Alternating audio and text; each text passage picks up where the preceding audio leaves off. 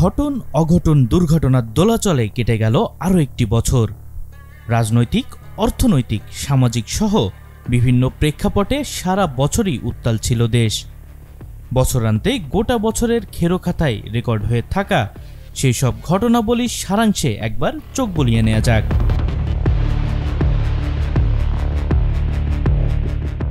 বছরের শুরুটা সরগরম ছিল জাতীয় নির্বাচন নিয়ে। নানা রকম আলোচনা, সমালোচনা, প্রতিরোধ, প্রতিবাদ পাশ কাটিয়ে দেশের অন্যতম সংখ্যাগরিষ্ঠ দল বিএনপির অংশগ্রহণ ছাড়াই অনুষ্ঠিত হয়েছিল জাতীয় নির্বাচন। নির্বাচনের স্বচ্ছতা নিয়ে ওঠা সমস্ত আন্তর্জাতিক ও অভ্যন্তরীণ সমালোচনাকে বুড়ো আঙ্গুল দেখিয়ে একরকম যেন জোর করেই গদিয়েটে বসে হাসিনা সরকার।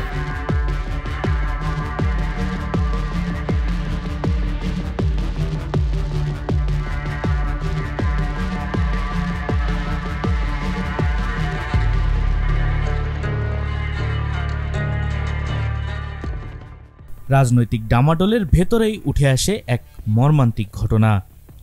সন্তান প্রসবের পর হাসপাতালের বিল পরিশোধ করতে না পেরে কোলের বাচ্চাকেই বিক্রি করে দেন এক পরিবার। এই খবর জল এনেছিল অনেক মানুষের চোখে।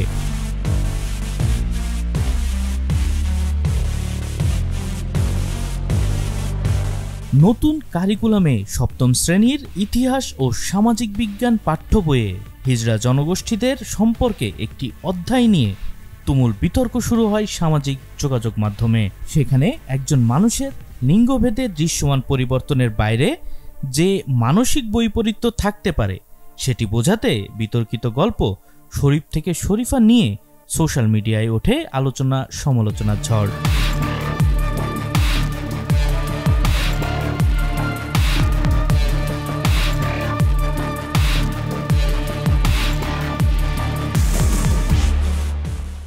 জাহাঙ্গীরনগর বিশ্ববিদ্যালয়ে বহিরাগত এক দম্পতিকে ডেকে এনে স্বামীকে আবাসিক হলে আটকে রেখে স্ত্রীকে ধর্ষণের ঘটনায় তোলপাড় শুরু হয় সারা দেশে।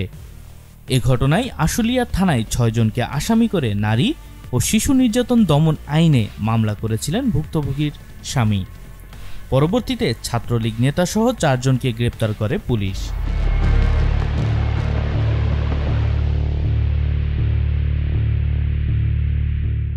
এসবের মধ্যেই টালমাটাল অবস্থা তৈরি হয় মায়ানমার সীমান্তে। বিদ্রোহীদের কাছে একের পর এক পরাজিত হয়ে কক্সবাজার সীমান্ত দিয়ে এদেশে আশ্রয় নেয় জান্তা সরকারের সেনা সহ অসংখ্য বেসামরিক মানুষ।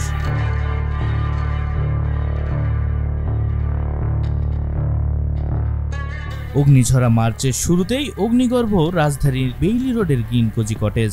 ভয়াবহ অগ্নিকাণ্ডে অগ্নিদগ্ধ হয়ে মারা যান ৪৬ জন। এ ঘটনায় তোলপাড় হয় সামাজিক যোগাযোগ মাধ্যমগুলোতে।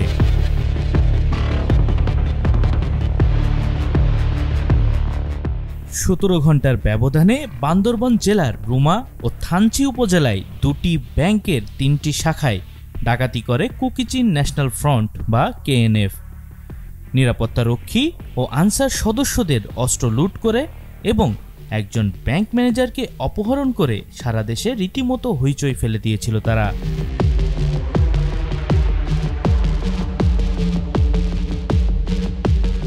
গাবখান সেতু টোল প্লাজায় সিমেন্টবাহী একটি ট্রাকের চালক নিয়ন্ত্রণ হারালে সেটি কয়েকটি গাড়িকে ধাক্কা দিয়ে রাস্তার পাশে চলে যায়। সর্বমোট ১৪ জনের প্রাণ সংহার করে ঘাতক ট্রাকটি।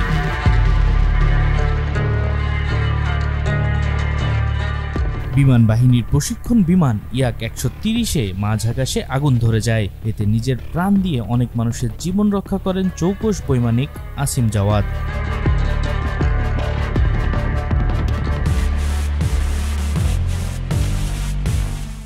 ঝিনাইদহ ৪ আসনের সংসদ সদস্য আনোয়ারুল আজিম আনারকে নিখোঁজ হওয়ার ৮ দিন পর কলকাতার অদূরে নিউ টাউনের একটি ফ্ল্যাটে খুন হবার খবর পাওয়া যায়। তাকে নৃশংসভাবে হত্যা করা হয় বলে নিশ্চিত করে প্রশাসন।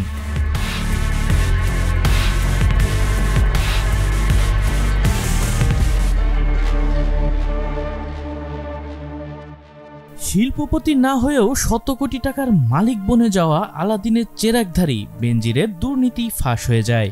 দুদকের অভিযানে বেরিয়ে আসে তার বিপুল অবৈধ ঐশ্বর্য ভাণ্ডারের তথ্য।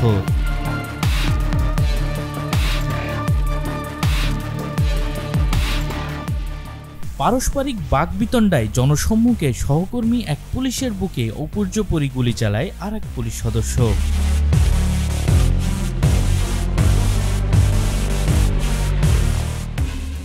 15 লাখ টাকার উচ্চবংশীয় ছাগলকে কেন্দ্র করে ঈদের আগে সামাজিক যোগাযোগ মাধ্যমে ভাইরাল হন ইফাত। তারপর থেকেই তার বিলাসী জীবনযাপনের নানা তথ্য সামাজিক যোগাযোগ মাধ্যমে প্রকাশ হতে থাকে। তদন্ত শুরু হলে ইফাতের বাবা জাতীয় রাজস্ব বোর্ডের সদস্য মতিউর রহমানের থলের বিড়াল বেরিয়ে আসে। এমনকি নিজের ছেলেকেই অস্বীকার করেন বাবা।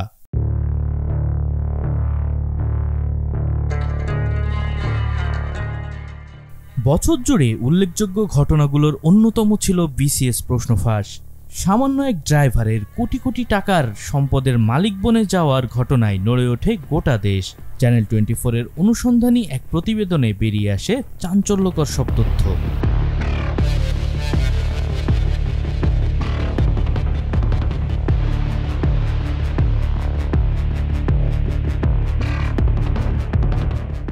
পহেলা জুলাই সরকারি চাকরিতে কোটা সংস্কারের দাবিতে টানা আন্দোলন শুরু হয়। অহিংস এই আন্দোলনে নজিরবিহীন আক্রমণ চালায় তৎকালীন সরকার ও তার অঙ্গ সংগঠন। প্রাণ যায় প্রায় 1000 ছাত্র জনতার, আহত হন হাজার হাজার। সহিংসতার বিরুদ্ধে রুখে দাঁড়ায় সর্বস্তরের মানুষ। 5 আগস্ট পদত্যাগ করে দেশ ছাড়েন তৎকালীন প্রধানমন্ত্রী শেখ হাসিনা।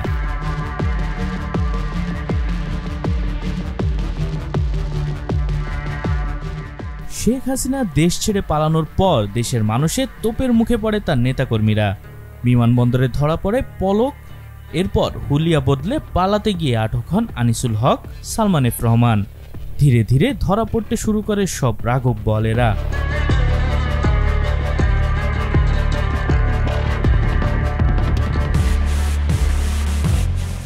24 সালের 21 আগস্ট ভারতের ত্রিপুরা প্রদেশ থেকে নেমে আসা ঢল ও টানা কয়েকদিনের ভারী বর্ষণে স্মরণকালের ভয়াবহ বন্যার কবলে পড়ে ফেনী ও নোয়াখালী সহ দেশের 11 জেলার 73টি উপজেলা। ক্ষতিগ্রস্ত মানুষের পাশে এসে দাঁড়ায় দেশের সর্বস্তরের জনগণ। মানবতার এমন নজিরবিহীন ঘটনার এক চমৎকার দৃষ্টান্ত স্থাপন করে দেশের মানুষ।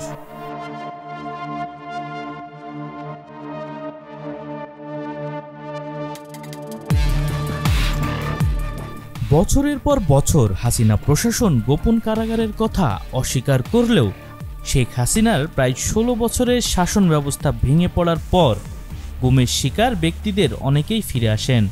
তাদের মুখেই জানা যায় সেই কারাগারের লোমহর্ষক বর্ণনা। এই কারাগার আয়নাঘর নামে পরিচিত। এখানে বন্দিদশা থেকে ফিরে আসা যারা একসময় চুপ ছিলেন তারাও এখন নির্মমতার বর্ণনা দিচ্ছেন, যেখানে গত 1.5 দশক ধরে গুম করা ব্যক্তিদের অমানবিক অবস্থায় রাখা হতো।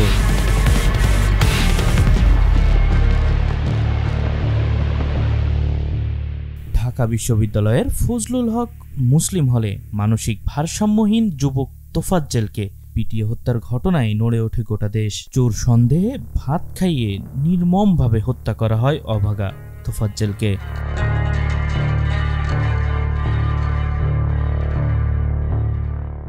24 সেপ্টেম্বর রাত 3টার দিকে চকরিয়া উপজেলার ডুলাহাজরা ইউনিয়নের পূর্ব মাইজপাড়া এলাকায় ডাকাতি প্রতিরোধ অভিযানে গিয়ে ছুরিকাঘাতে প্রাণ হারান লেফটেন্যান্ট তানজিম সারোয়ার।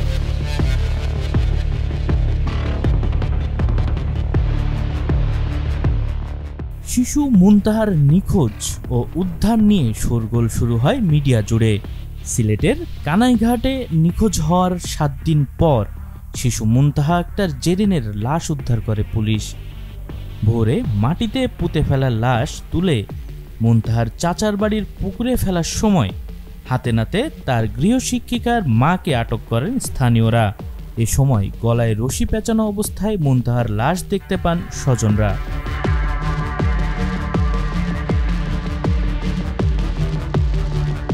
26 নভেম্বর ইসকনের বিশিষ্ট নেতা চিন্ময় কৃষ্ণ দাস ব্রহ্মচারীকে গ্রেপ্তার করে ডিবি। এর আগে 30 অক্টোবর চিন্ময় কৃষ্ণ দাস ব্রহ্মচারী সহ 19 জনের বিরুদ্ধে মামলা দায়ের করেন এক ব্যক্তি। জাতীয় পতাকা অবমাননার অভিযোগে রাষ্ট্রদ্রোহ আইনে এই মামলা দায়ের হয়। মামলার পরই দুজনকে গ্রেপ্তার করে আইনশৃঙ্খলা বাহিনী।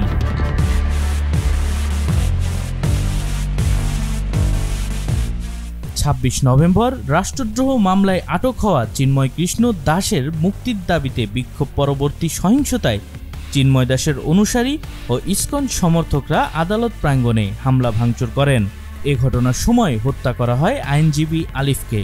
এই ঘটনায় ইসকন সমর্থকদের অভিযুক্ত করা হয়, তবে তা অস্বীকার করে ইসকন বাংলাদেশ।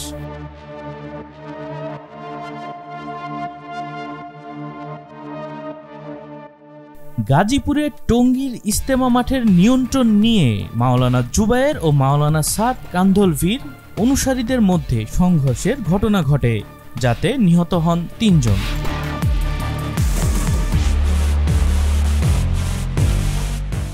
২৭ ডিসেম্বর ঢাকা মাওয়া এক্সপ্রেসওয়ে সড়কের টোল প্লাজায় অপেক্ষমান যানবাহনকে ব্যাপারী পরিবহনের একটি বাস অতর্কিত আঘাত করায় ৬ জন নিহত হন।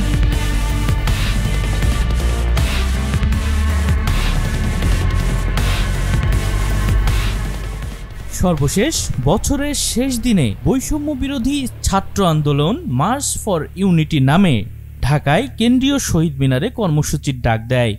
এই কর্মসূচিতে যোগ দিতে দেশের বিভিন্ন জায়গা থেকে ঢাকার কেন্দ্রীয় শহীদ মিনারে জড়ো হয় ছাত্র জনতা।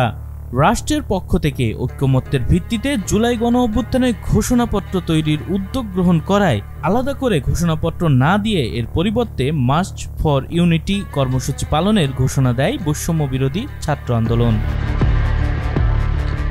তারেক রহমান বাঁধন, চ্যানেল 24।